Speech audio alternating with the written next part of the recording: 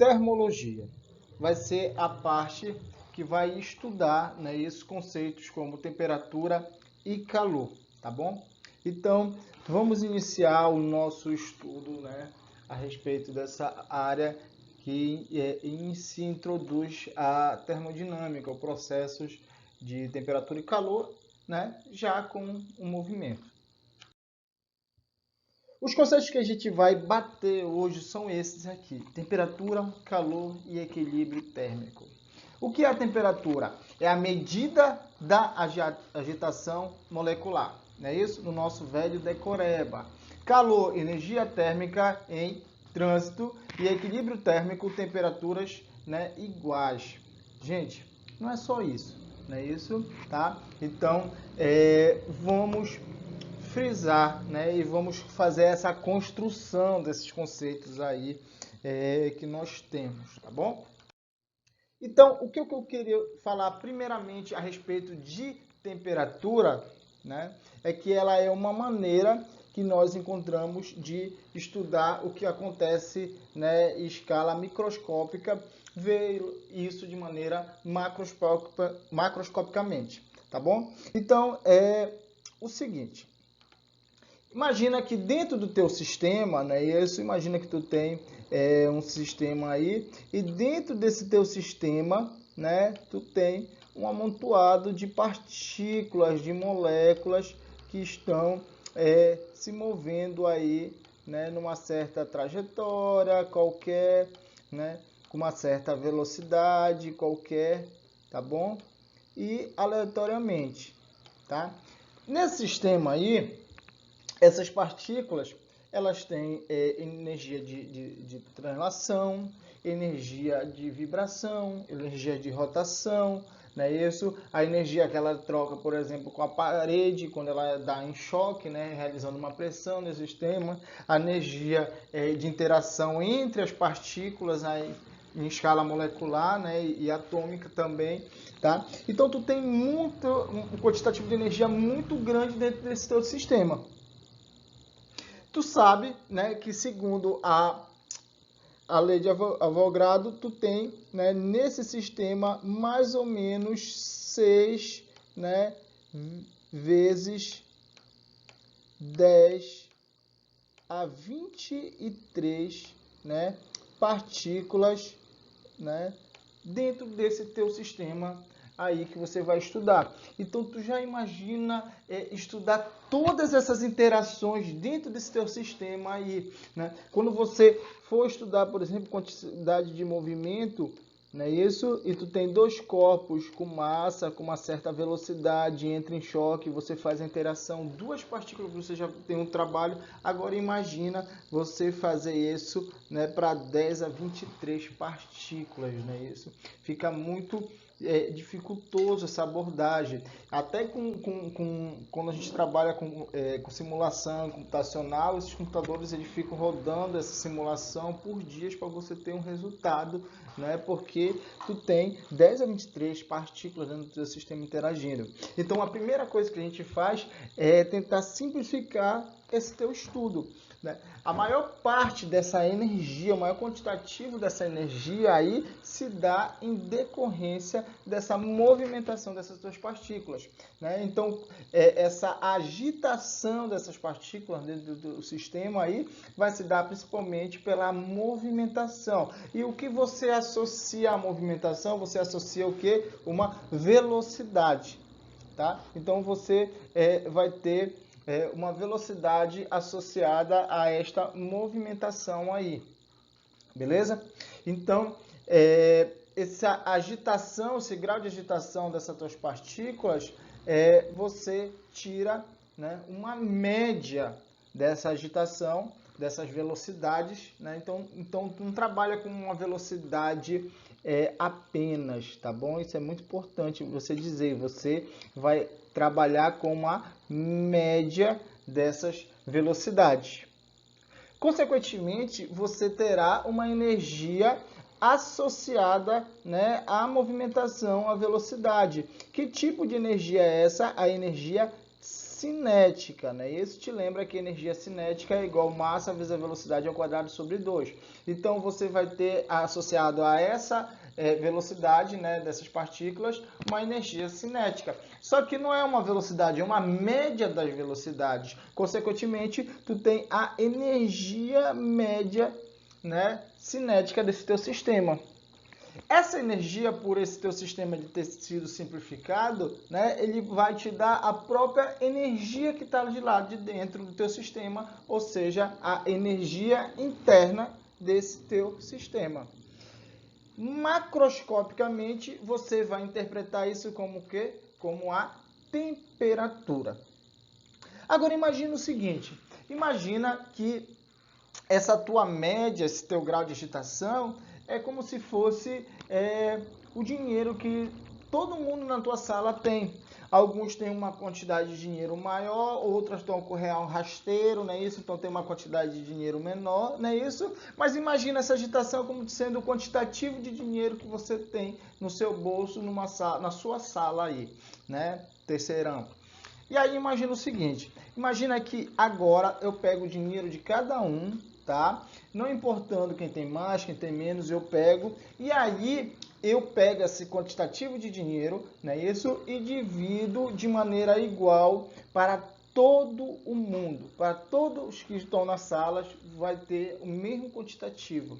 Então imagina o seguinte, se a maior parte, né, tiver mais dinheiro, né, um quantitativo de dinheiro maior, tá bom? Ou seja, a maior parte das partículas do teu sistema tiver uma agitação maior, um grau de agitação maior, tu tem, né, uma média dessas velocidades maior. Consequentemente, vai te dar uma energia cinética média maior. Consequentemente, tu vai ter um aumento, né, dessa energia interna de lá do teu sistema e você vai interpretar isso, né, isso como o quê? Uma certa temperatura mais elevada. Agora imagina o seguinte, suponha que a maior parte tem pouco dinheiro, então essa média para cada um, o que acontece? Diminui. É o que acontece com essa agitação dessas suas partículas. Se a maioria, né, tiver uma agitação baixa, né, um grau de agitação menor, consequentemente, né, a média das velocidades será menor. Consequentemente, essa energia, né, cinética média vai ser menor. Consequentemente, a energia interna, né, de lá desse teu sistema que você vai estar mensurando, né, isso vai te dar o que como consequência, né, uma temperatura mais baixa. E aí você observa que desta maneira você consegue de alguma forma estudar o que acontece em escala microscópica, né, isso, microscópica aí, tá? Observar isso macroscopicamente. Então, a temperatura, ela te ajuda a acusar o que está acontecendo em escala microscópica lá dentro do teu sistema, tá bom? Então, é essa a tua ideia aí.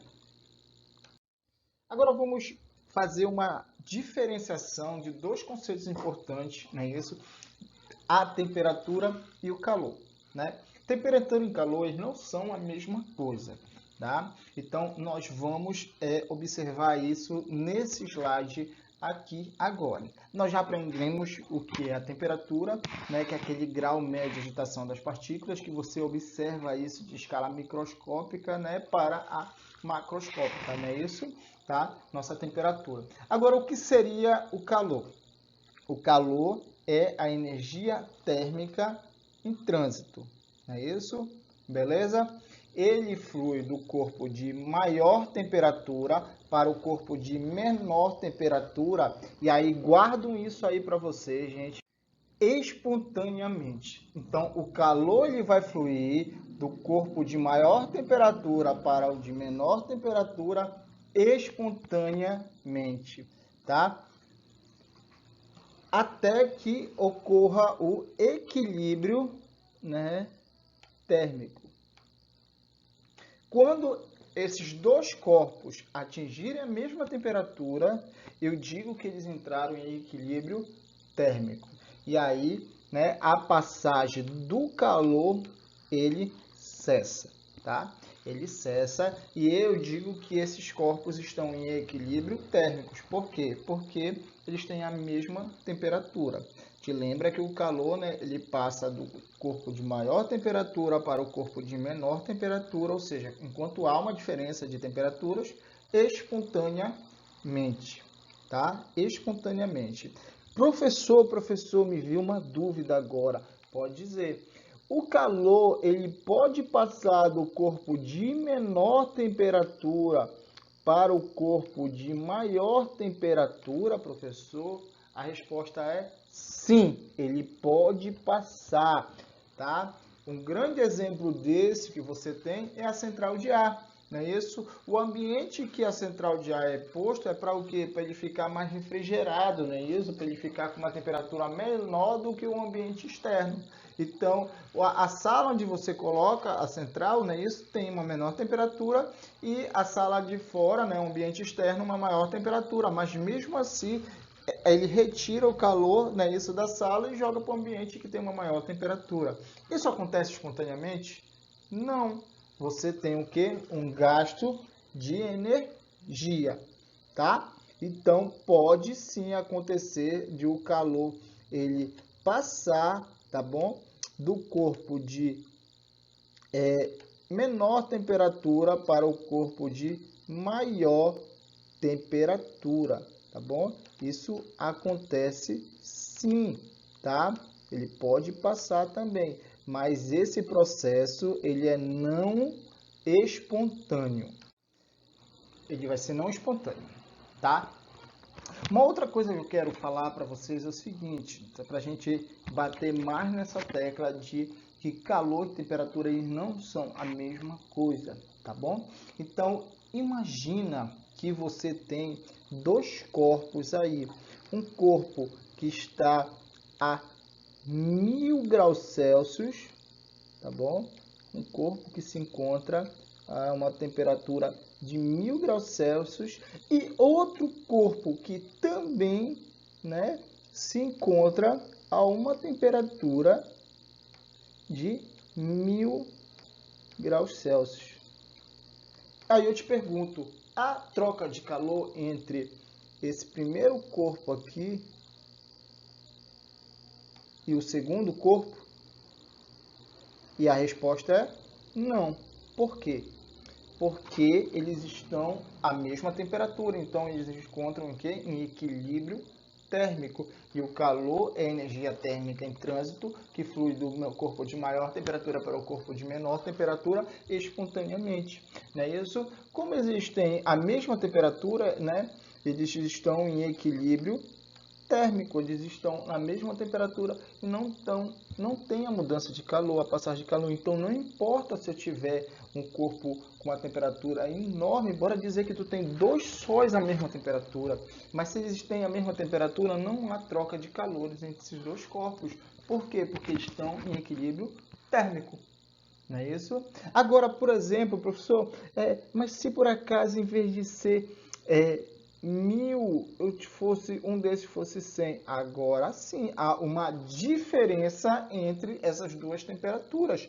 A temperatura desse corpo A, né, é maior que a temperatura, né, desse corpo B. Então, agora, né, haverá a passagem de calor do corpo de maior temperatura para o corpo de menor temperatura espontaneamente até que eles entrem em equilíbrio térmico, tá?